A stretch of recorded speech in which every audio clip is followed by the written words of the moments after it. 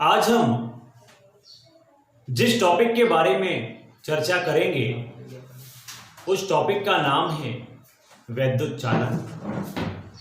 वैद्युत चालन में हम लोग पढ़ेंगे कि वैद्युत धारा का प्रवाह किस प्रकार से होता है, वैद्युत धारा से संबंधित प्रतिरोध तथा अन्य स्थितियों पर हम इस चैप्टर में चर्चा करेंगे। तो चलिए सबसे पहले हम लोग शुरुआत करते हैं वैद्युत धारा को, कि वैद्युत धारा क्या होती है।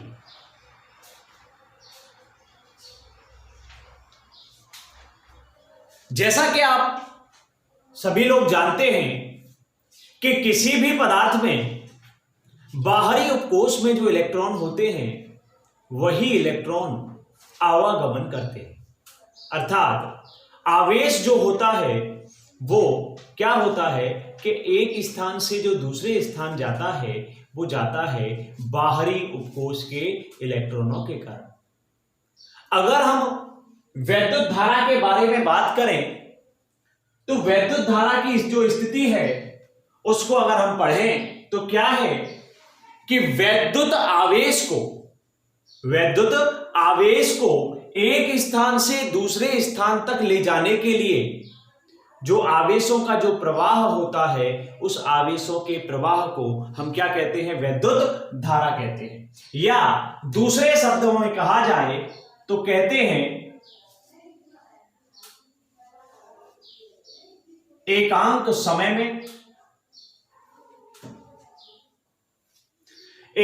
समय में किसी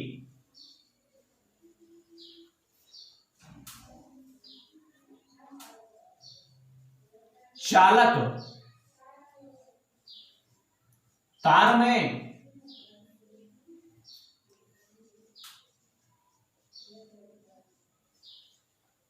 प्रवाहित होने वाले आवेश को क्या कहा जाए। वैद्युत धारा क्या है कि एकांक समय कहने का मतलब है कि समय है आपका 1 सेकंड। एकांक समय में किसी चालक तार में प्रवाहित होने वाले आवेश को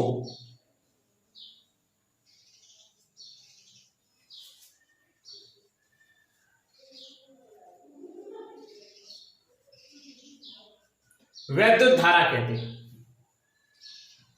इसका मतलब क्या है कि अगर हम वैद्युत धारा के बारे में चर्चा करें तो वैद्युत धारा को हम I से प्रदर्शित करते हैं और इस परिभाषा के अनुसार I बराबर हो गया आपका Q/T।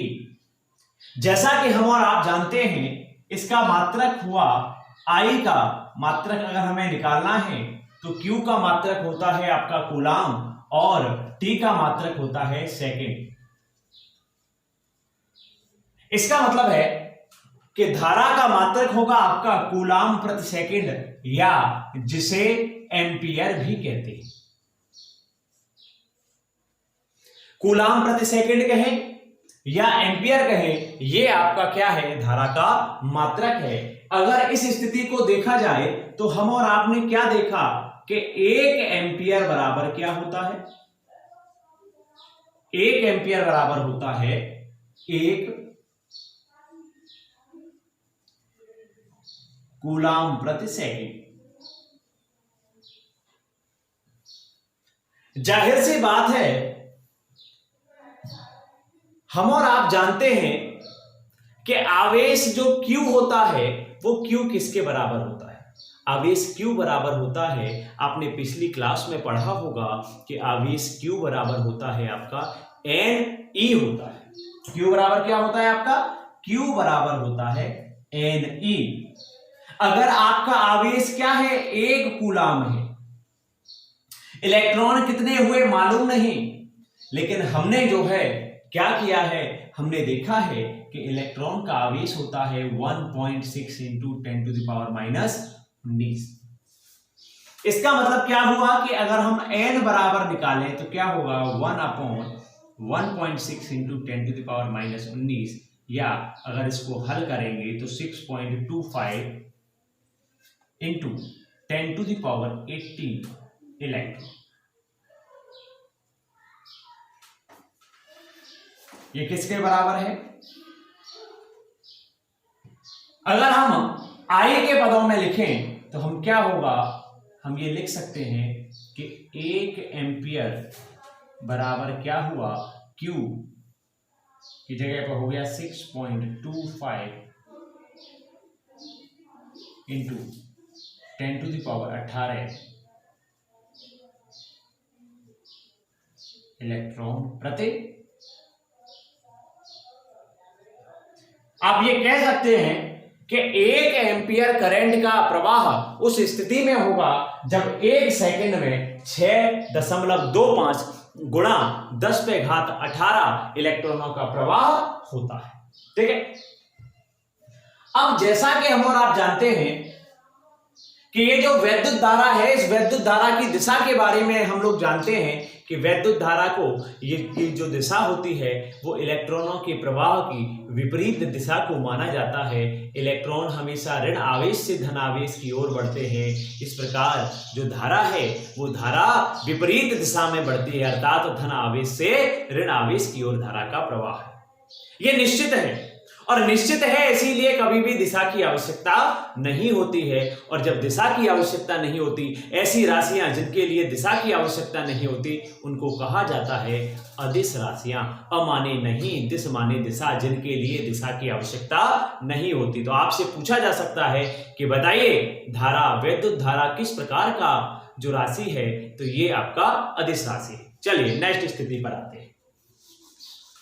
दूसरी आपकी जो स्थिति आती है वो क्या है,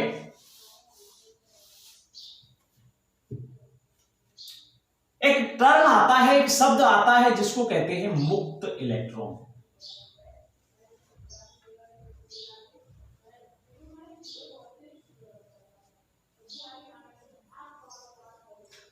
मुक्त का मतलब फ्री है।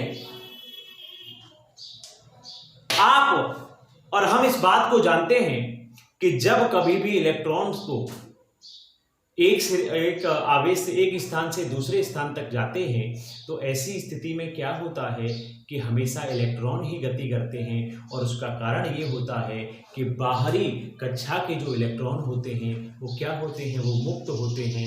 और ऐसी स्थिति में जब उन पर किसी भी प्रकार का बल लगाया जाता है तो ऐसी स्थिति में वो अपनी कक्षा छोड़कर चले जाते हैं। और इस प्रकार के इलेक्ट्रॉनों को क्या कहा जाता है, मुक्त इलेक्ट्रॉन कहा जाता है। अगर आपसे मुक्त इलेक्ट्रॉनों के बारे में कहा जाए तो आप ये कह सकते हैं कि किसी भी पदार्थ के बाहरी उपकोष में स्थित इलेक्ट्रॉनों की संख्या जो आवेशों को प्रवाहित करती है क्या कहलाते हैं, मुक्त इलेक्ट्रॉन कहलाते हैं। और किसी भी पदार्थ के चालक या अचालक होने के लिए आवश्यक ये है कि मुक्त इलेक्ट्रॉनों की स्थिति जो है वो आवश्यक होती है। यदि किसी भी चालक पदार्थ में मुक्त इलेक्ट्रॉनों की संख्या कैसी है, अधिक है, यदि मुक्त इलेक्ट्रॉनों की संख्या अधिक है तो ऐसी स्थिति में हम क्या पाएंगे, ऐसी स्थिति में वो पदार्थ जो है वो चालक होगा। लेकिन यदि मुक्त इलेक्ट्रॉनों की संख्या नहीं है, अर्थात शून्य है या कम है, तो ऐसी स्थिति में पदार्थ अचालक होता है। ठीक है, अब इन मुक्त इलेक्ट्रॉनों के बारे में चर्चा करते हुए एक शब्द आता है जिसको कहते हैं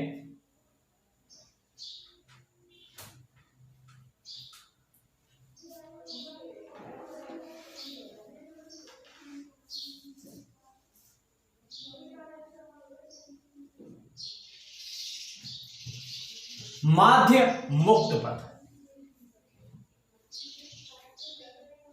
होता क्या है, यदि किसी भी ठोस के बारे में चर्चा करते हैं तो ठोस में होता क्या है, ठोस में होता क्या है, आप और हम अच्छी तरह से जानते हैं कि ठोस में जो अणु होते हैं वो अपेक्षाकृत पास पास होते हैं। अगर किसी ठोस में, किसी चालक ठोस में यदि कोई इलेक्ट्रॉन है जो मुक्त है और जब वो मुक्त इलेक्ट्रॉन घूमेगा तो क्या करेगा, उन स्थायी इलेक्ट्रॉनों के साथ में या जो स्थायी आयन होंगे उन आयनों के साथ में टकराएगा, और जब टकराएगा तो ऐसी स्थिति में क्या होगा, टकराएगा तो उसका कुछ ना कुछ वेग होगा, टकराएगा तो उसको टकराने में कुछ ना कुछ समय लगेगा, और यदि टकराएगा तो ऐसी स्थिति में दो टक्करों के बीच में कुछ ना कुछ दूरी होनी चाहिए। तो वही हम लोग चर्चा करते हैं। तो माध्य मुक्त पथ क्या है, इसको अगर हम परिभाषित करें तो क्या कहेंगे,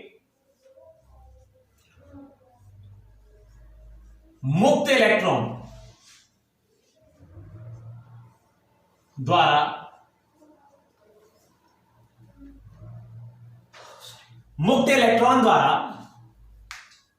दो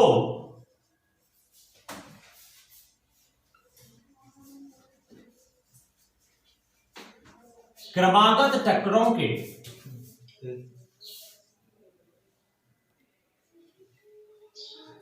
मुक्त इलेक्ट्रॉन द्वारा दो क्रमागत टक्करों के बीच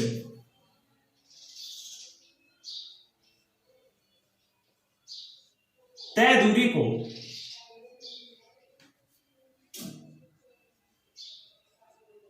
माध्य मुक्त पथ कहते हैं। अगर आपसे कोई पूछे कि माध्य मुक्त पथ क्या है, तो जो इलेक्ट्रॉन है, जो मुक्त इलेक्ट्रॉन होते हैं वो अनियमित रूप से गति करते हैं। कोई उनकी दिशा जो है, जो पैटर्न है, वो गति करने का पैटर्न कोई भी निश्चित नहीं है, वो इधर उधर किसी भी दिशा में गति करते हैं। तो जो स्थायी आयन होते हैं उन स्थायी आयनों के साथ में क्या होता है, वो टकराते हैं, और जब स्थायी आयनों के साथ में टकराते हैं तो ऐसी स्थिति में होता क्या है, ऐसी स्थिति में क्या होता है, दो टक्करों के बीच में जो वो दूरी तय करते हैं उस दूरी को कहते हैं माध्य मुक्त पथ। अगली स्थिति आती है जिसको कहा जाता है श्रांति काल। श्रांति काल क्या है, श्रांति काल को समझना है तो देखिए, जैसा हमने क्या कहा कि मुक्त इलेक्ट्रॉन्स की गति कभी निश्चित नहीं होती, वो अनियमित रूप से निश्चित दिशा में नहीं होती, वो अनियमित रूप से गति करते रहते हैं। तो ऐसी स्थिति में क्या होता है, जब वो आपस में टकराते हैं तो ऐसी टक्करों के बीच में क्या होता है, ऐसी टक्करों के बीच में क्या होता है, उनको दो टक्करों के बीच में क्या है, समय लगता है, और जो दो टक्करों के बीच में लगने वाला जो समय होता है उसी को कहते हैं श्रांति काल। श्रांति काल क्या है, दो, ये कहिए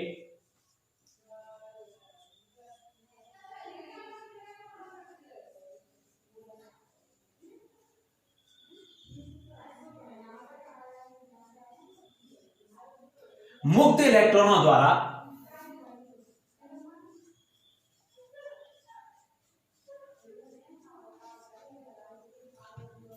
दो क्रमागत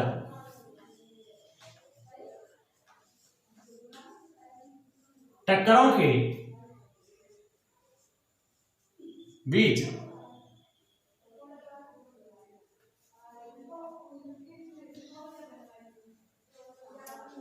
या ये कह लीजिए मुक्त इलेक्ट्रॉनों द्वारा दो क्रमागत टक्करों में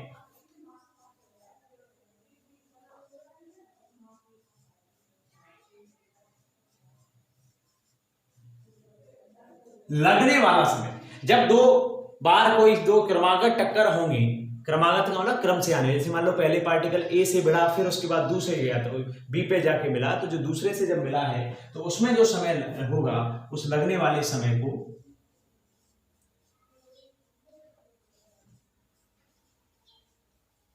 श्रांति काल कहते हैं। ठीक है, अब हमें ध्यान रखना क्या है, ध्यान रखना यह है, एक शब्द आता है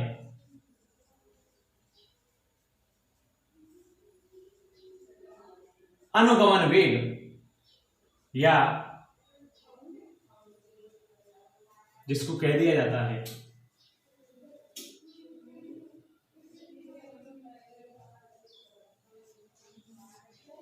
अनुगमन वेग या अपवाह वेग के बारे में बात करें तो ऐसी स्थिति में हमें ध्यान रखना है कि जब कोई भी मुक्त इलेक्ट्रॉन किसी से टकराते हैं तो टकराने में वो एक निश्चित वेग से चलते हैं, जिस वेग से चलते हैं उसी को कहते हैं अनुगमन वेग कहा जाता है। ठीक है।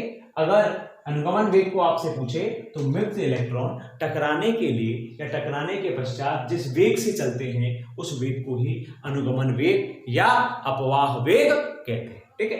अब हम लोग चर्चा करते हैं आगे की जो स्थिति है उन आगे की स्थितियों पर, और वो स्थिति है कि मुक्त इलेक्ट्रॉनों का अपवाह वेग और धारा में संबंध।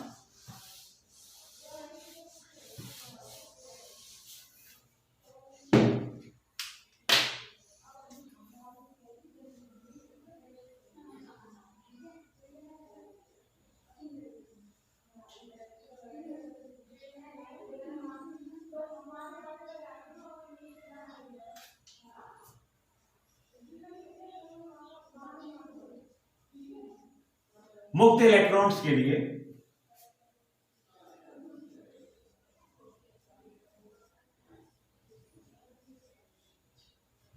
अपवाह वेग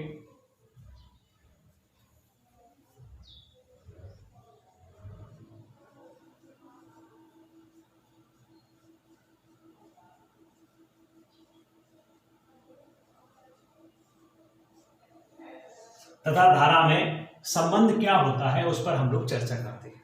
ठीक है, फिगर ड्रॉ कर लेते हैं।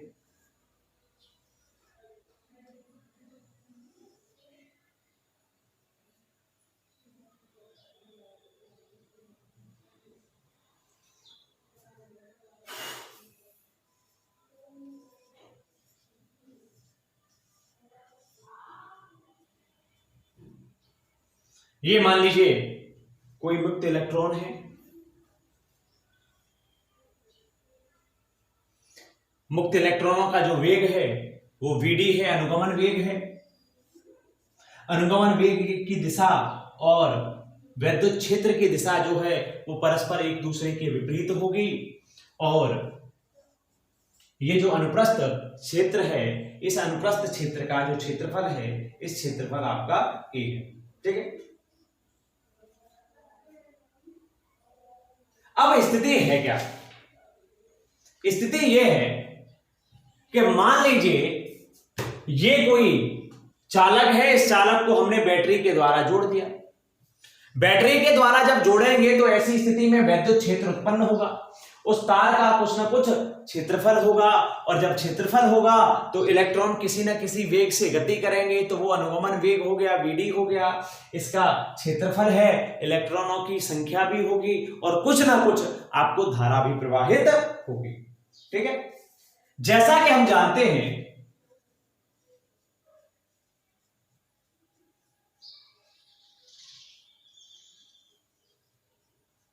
I बराबर होता है Q/T, और इसको हमने मान लिया इक्वेशन नंबर 1। ठीक है। होता क्या है, माना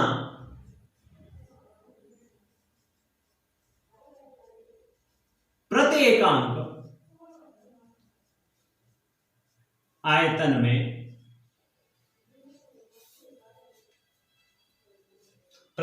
आयतन में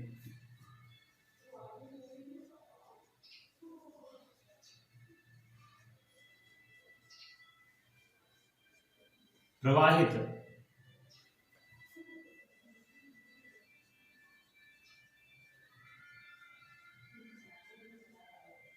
इलेक्ट्रॉनों की संख्या बराबर है n। ठीक है। अब है क्या, प्रति एकांक आयतन का मतलब क्या हो गया? इसका मतलब हो गया कि जो ये आयतन है, आयतन क्या होता है? आयतन होता है क्षेत्रफल गुणा लंबाई। ठीक है। चलो अब है क्या,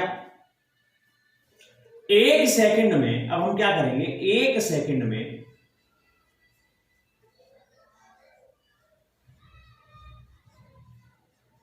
तार से गुजरने वाले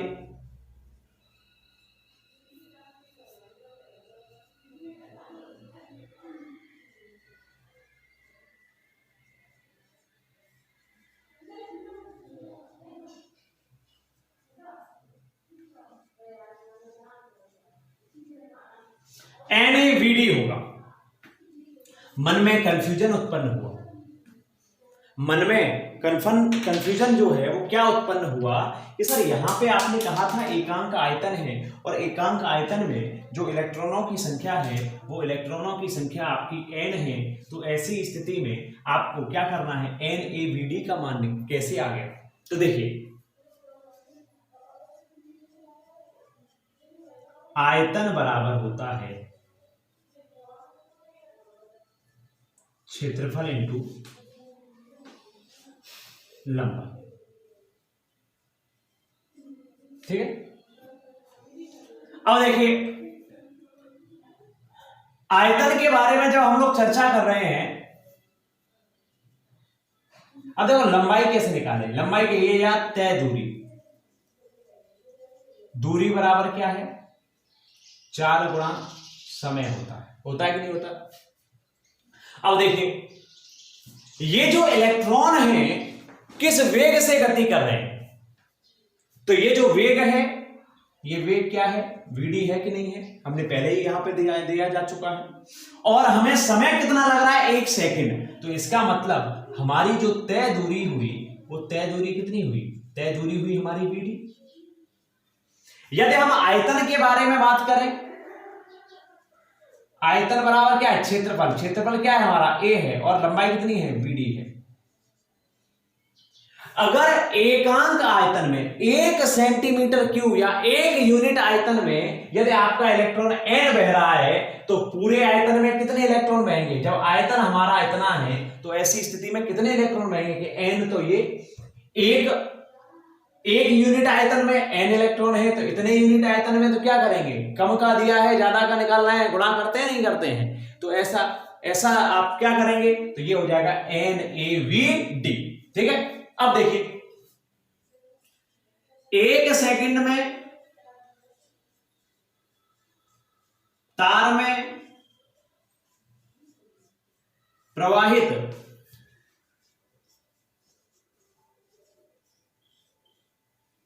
आवेश क्या होता है, देखो आवेश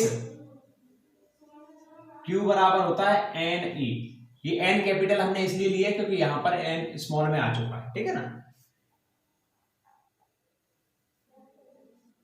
तो क्या हुआ, Q बराबर हो गया n की कैपिटल n की है स्मॉल n NaVd, ठीक है। अब देखिए ऐसी स्थिति में अगर हमसे कहा जाए कि t सेकंड में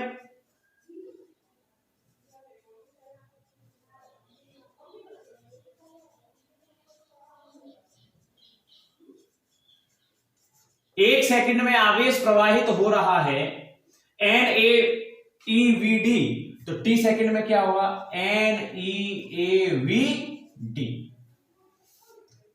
अब ये जो Q का मान है हम क्या कर देंगे, समीकरण 1 में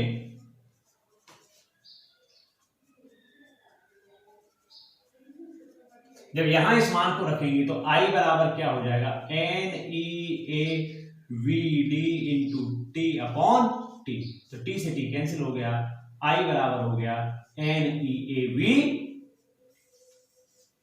दोबारा से समझते हैं, ये कोई चालक है और इस चालक को हमने क्या किया, इसको विभव प्रदान कर दिया, तो इलेक्ट्रॉन जो है वो गति करने लग गए।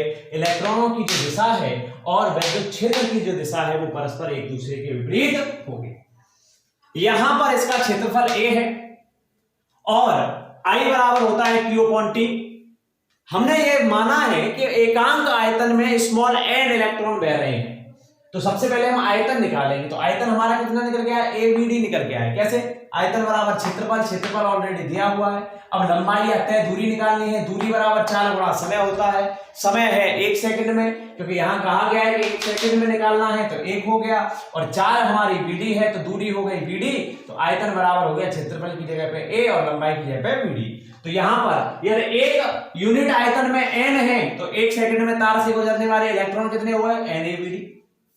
1 सेकंड में आवेश कितना हो गया, NeAVd, क्योंकि Q बराबर Ne होता है। तो 1 सेकंड में प्रवाहित आवेश कितना हो गया आपका, Q बराबर NeAVd, सॉरी टी सेकंड में तार में प्रवाहित आवेश कितना हुआ, तो Q बराबर NeAVD इंटू टी। अब इस Q का मान हम यहां पे रख देंगे, तो क्या होगा कि I बराबर NeAVD into T upon T, T से टी कैंसिल आउट हो गया, तो I बराबर हो गया NeAVD। यही आपका वैद्युत धारा और अनुगमन वेग में संबंध है। इसी के साथ आज की जो क्लास है, उस आज की क्लास को हम यहां पर समाप्त करते हैं। धन्यवाद।